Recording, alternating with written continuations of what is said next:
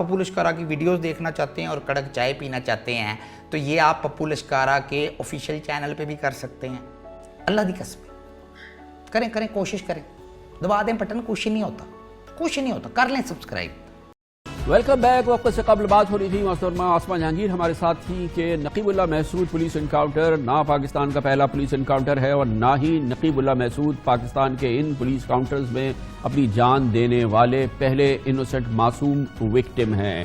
وہ ملک جس میں پچھلے 3 سال کے دوران تقریباً 1426 پولیس مقابلے ہو چکے ہیں، جن میں 2331 افراد ہلاک ہو چکے ہیں، یہ بات یقین سے کی جا سکتی ہے کہ ان 1426 پولیس مقابلوں میں کتنے پولیس مقابلے در حقیقت پولیس مقابلے ہیں یا وہ پولیس مقابلے ہیں جس میں پولیس نے یا قانون نافذ کرنے والے اداروں نے مشکوک افراد کو پکڑا اور اس کے بعد اس بات کا تعین کیا کہ یہ لوگ معاشرے کے لیے نقصان دہ ہیں، وہ دہشت گرد ہیں یا بڑے جرائم پیشہ ہیں اور ان کو مار دیا۔ پاکستان کا بچہ جانتا ہے جب پولیس مقابلے کی بات ہوتی ہے تو اس کا مطلب کیا ہوتا ہے۔ گویا کہ نقیب اللہ محسود کا پولیس مقابلہ ایک اپنی نوعیت کا کوئی انتہائی غیر معمولی مقابلہ نہیں ہے۔ اس میں ایک غیر معمولی بات ضرور ہے کہ اس میں جان دینے والا ایک شخص نقیب اللہ محسود کے بارے میں یہ پتہ چلا کہ وہ ایک معصوم شہری ہے اور اس کا دہشت گردی سے کوئی تعلق نہیں ہے۔ بہت ہی مزے کی اور دلچسپ بات یہ ہے کہ نقیب اللہ محسود کو جس پولیس مقابلے میں ہلاک کیا گیا ہے اس میں 4 لوگوں کی ہلاکت کی بات سامنے آئی ہے۔ پولیس کی جو انویسٹیگیشن ہوئی ہے اور اب تک جتنی بات سامنے آئی ہے اس میں یہ بات 100% یقین سے کہی گئی ہے کہ یہ جعلی پولیس مقابلہ ہے، مگر انتہائی دلچسپی کی بات یہ ہے کہ صرف بات ہو رہی ہے تو نقیب اللہ محسود کی۔ پولیس اہلکاروں کے خلاف، راو انوار کے خلاف جو قتل کا مقدمہ درج کیا گیا ہے وہ صرف نقیب اللہ محسود کے قتل کا مقدمہ درج کیا گیا ہے۔ 3 دوسرے اہلکار، 3 دوسرے لوگ جو اس پولیس مقابلے میں ہلاک کیے گئے ہیں ان کے بارے میں کوئی گفتگو نہیں کی جا رہی، کم از کم پولیس کی جانب سے سرکاری طور پر نہیں کہا جا رہا کہ وہ 3 دہشت گرد مبینہ دہشت گرد کیا واقعی دہشت گرد تھے، مگر بہت ہی اچنبے کی بات ہے، بہت ہی دلچسپ بات ہے کہ اس پولیس مقابلے کو ایسا بتایا جا رہا ہے جیسے کہ ایک شخص کے ساتھ وہ پولیس مقابلہ ہوا اور ایک شخص معصوم ہے جس کو کہ ہلاک کر دیا گیا۔ گویا کہ 3 لوگ اگر وہ مشتبہ تھے یا وہ دہشت گردی میں مبینہ طور پر ملوث تھے تو ان کو مار دینا درست تھا۔ اسی لیے سوال یہ پیدا ہوتا ہے کہ اس قسم کے پولیس مقابلوں میں جو کہ پولیس مقابلے اب ہمارے لا انفورسمنٹ کے کلچر کا حصہ بن گئے ہیں، دہشت گردی کے خلاف جنگ میں شاید ایک بہت ہی اہم ہتھیار بن چکے ہیں، اس میں سے مشتبہ ہونے کی کیفیت ہو سکتی ہے۔ اور ایک بات اپنی جگہ صحیح ہے کہ یہ پولیس مقابلے چاہے پچھلے 3 سال کے ہوں، ان سے پہلے پچھلے 3 سال کے ہوں یا 90 کی دہائی میں ہوں جب 1992 اور 1994 میں کراچی میں MQM کے خلاف آپریشن ہوا اور اس میں سینکڑوں MQM کے اہلکار ان پولیس مقابلوں میں مارے گئے اور بعض اعداد و شمار کے مطابق تقریباً 1200 لوگ مارے گئے، لیکن سب سے بات ایک مشترک یہ ہے کہ ان پولیس مقابلوں میں اور دہشت گردی کی اس انداز کی جنگ سے پہلے دہشت گردی پاکستان میں چھائی رہی ہے۔ کراچی کی ہی بات کریں، چاہے 90 کی دہائی ہو اور چاہے موجودہ زمانہ ہو، ان پولیس مقابلوں سے پہلے ہم نے دیکھا کہ دہشت گردی کی فضا بری طرح سے پورے شہر کو اپنی گرفت میں لی ہوئی تھی، لیکن ان پولیس مقابلوں کے بعد حالات میں بہتری آئی ہے۔ چاہے یہ کتنی ہی تلخ حقیقت کیوں نہ ہو کہ یہ پولیس مقابلوں کے بعد یہ صورتحال دیکھنے میں آئی ہے۔ دہشت گردی کے حوالے سے آج کراچی پاکستان کا سب سے بڑا شہر، بہت محفوظ شہر سمجھا جاتا ہے۔ یہی کیفیت ان پولیس مقابلوں کے بعد ہوئی تھی جو 1990 کی دہائی میں ہوئی تھی، لیکن سب یہ جانتے ہیں کہ وہ پولیس مقابلے کیا تھے، اسی لیے کبھی اسے ماورائے عدالت قتل کہا گیا ہے اور کبھی اسے کسی اور دوسرے نام سے اس کو آئیڈینٹیفائی کیا گیا ہے۔ پہلی بار ہے کہ اس انداز کا اتنا سیریس ایکشن ہم دیکھ رہے ہیں کسی پولیس مقابلے کے حوالے سے۔ سپریم کورٹ کے چیف جسٹس اس حوالے سے ایک اسکد نوٹس انہوں نے لے لیا ہے، سماعت ہو رہی ہے۔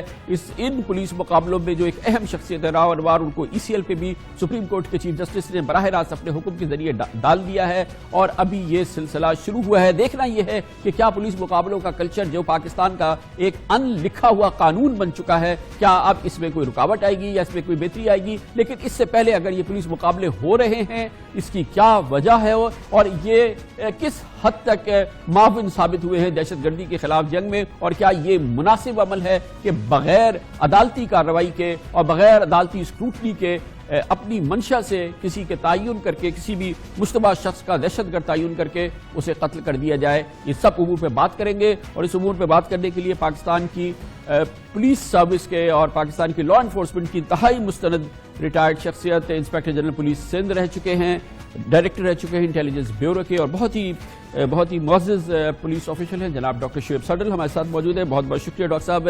یہ پوری سچویشن جو آج ہم دیکھ رہے ہیں ہم نے 90 میں بھی دیکھی ہے, اس کے بعد آپ نے بھی دیکھی ہے. ایسی پوری صورتحال میں آپ اوور سائٹ بھی کرتے رہے ہیں. کتنا آپ مطمئن ہیں اس کلچر سے جس میں کہ یہ پولیس مقابلے ہوتے ہیں اور اس میں پھر ایک پریس ریلیز آتا ہے کہ اس میں ہم نے دہشت گرد مار دیے, اور اس کے بعد ایک غیر معمولی واقعہ ہوا ابھی کراچی میں کہ جی کہ فلاں شخص جو ہے نقیب اللہ محسود, اس کو معصوم مار دیا گیا ہے. آپ کا کیا اس بارے میں تاثر ہے, کیا پرسپیکٹو ہے, آپ کیسے اس کو ایکسپلین کریں گے؟ جی کامران, تھینک یو.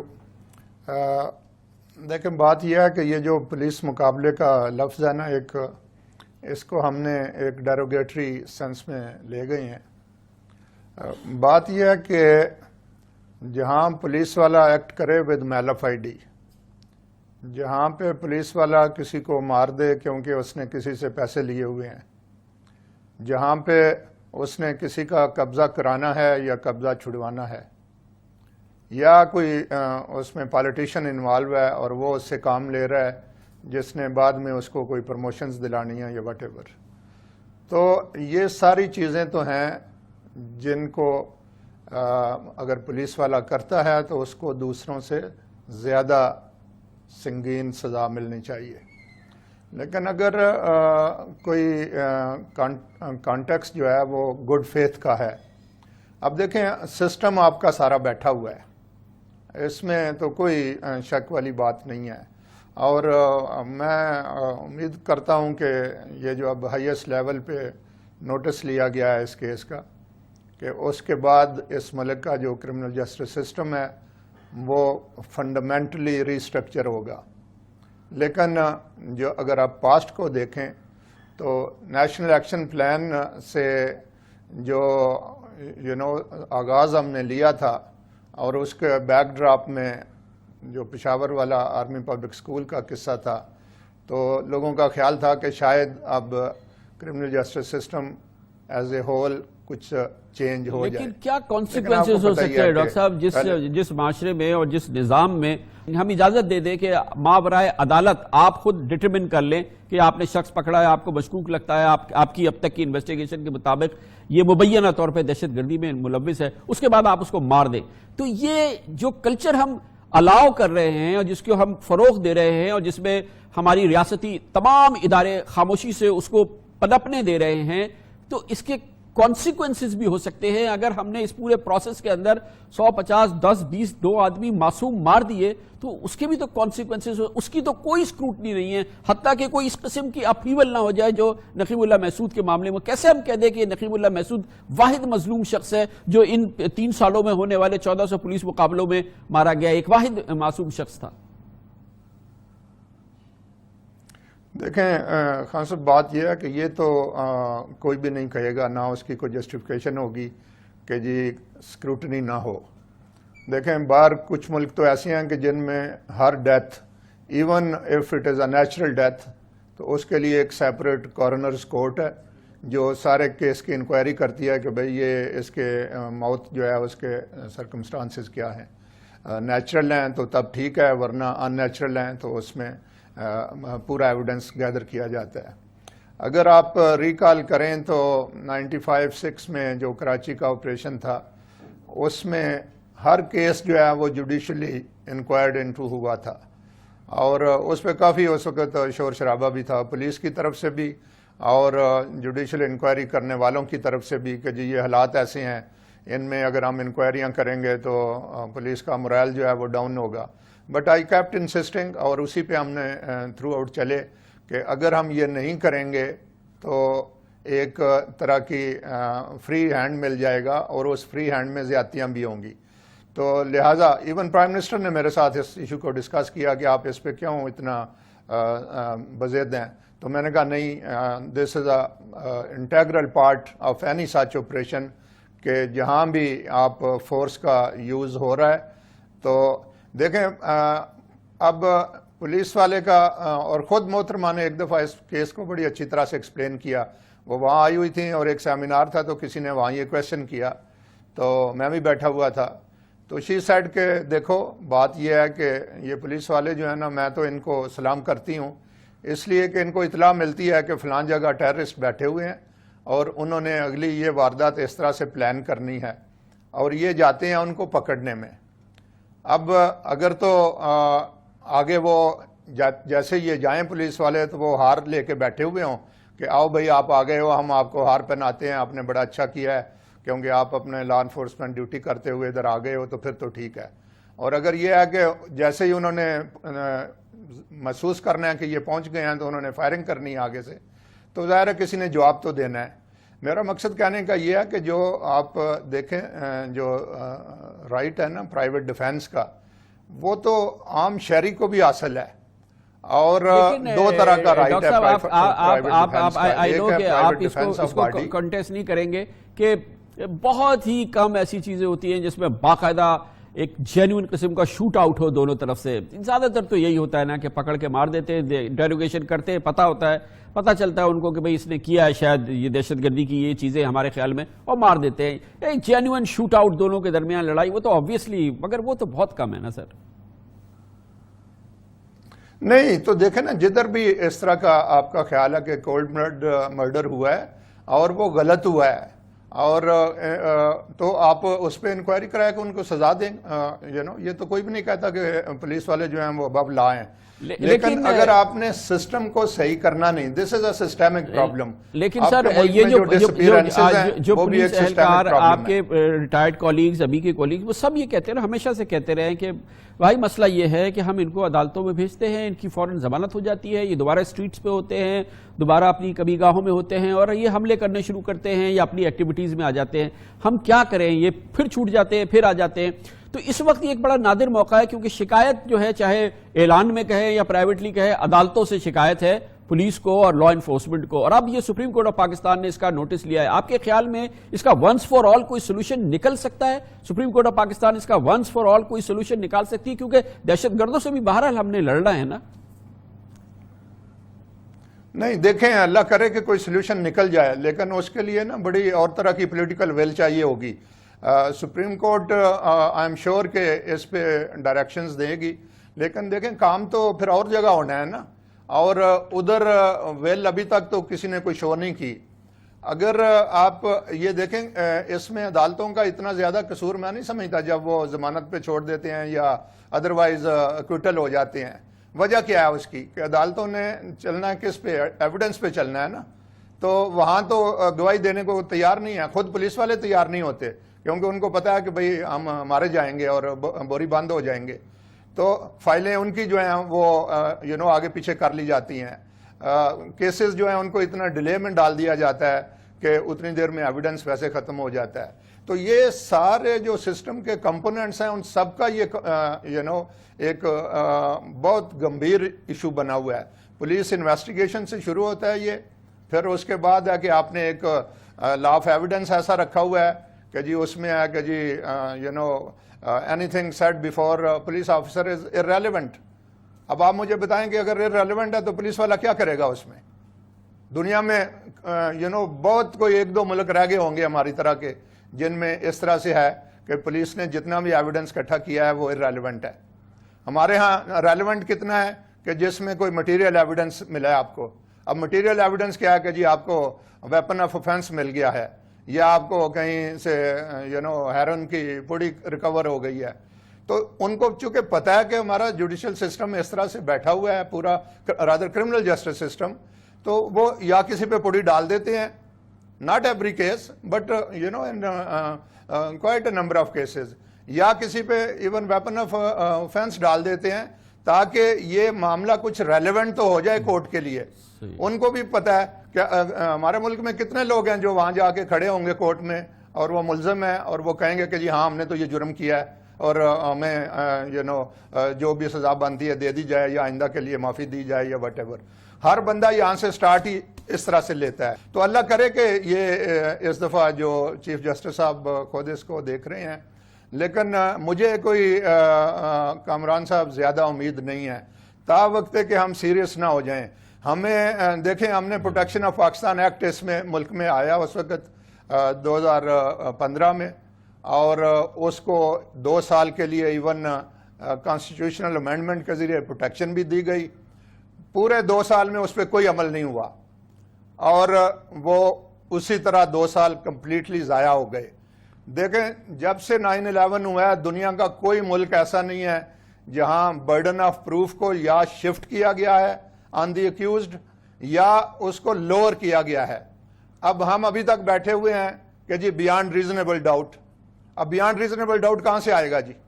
और अगर नहीं आएगा तो एक तरीका यह है कि आप सारे बैठ रहे हैं, और एक ये तरीका है कि ऐसी मैकेनिज्म डिवाइस करें कि जिसमें पुलिस को फ्री हैंड भी हो, लेकिन साथ ये भी हो कि पुलिस उस फ्री हैंड को मिसयूज ना करे। बहुत बहुत शुक्रिया जनाब। डॉक्टर शोएब सडल हमारे साथ मौजूद थे।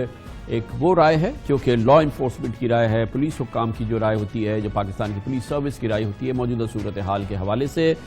लेकिन बहरहाल मौजू बहुत संगीन है। अगर किसी मुल्क में पुलिस को ये इख्तियार है कि वो जिसको मशकूक समझे और उसके दानिश में उसके हवाले से उसके पास शहादत मौजूद है, उसका वो खुद ही फैसला कर ले, खुद ही ज्यूरी बने, खुद ही मुकदमा बनाए और उसके बाद उसको पुलिस के साथ पुलिस मुकाबला कर दिया जाए, और उसी मुल्क में कवानीन मौजूद हों, फौजी अदालतें मौजूद हों, खुसूसी कवानीन मौजूद हों, तो ये सूरत हाल बहुत गंभीर हो जाती है। और इंसानी हुकूक के हवाले से ये किसी भी माशरे के लिए, किसी भी मुल्क के लिए बहुत ही सीरियस अमल है। इस पर मज़ीद बात करते हैं और इसके लिए इंसानी हुकूक के एक मारूफ एक्टिविस्ट और director human rights watch Pakistan में सरूप एजाज हमारे साथ मौजूद हैं। बहुत बहुत शुक्रिया सरूप एजाज साहब।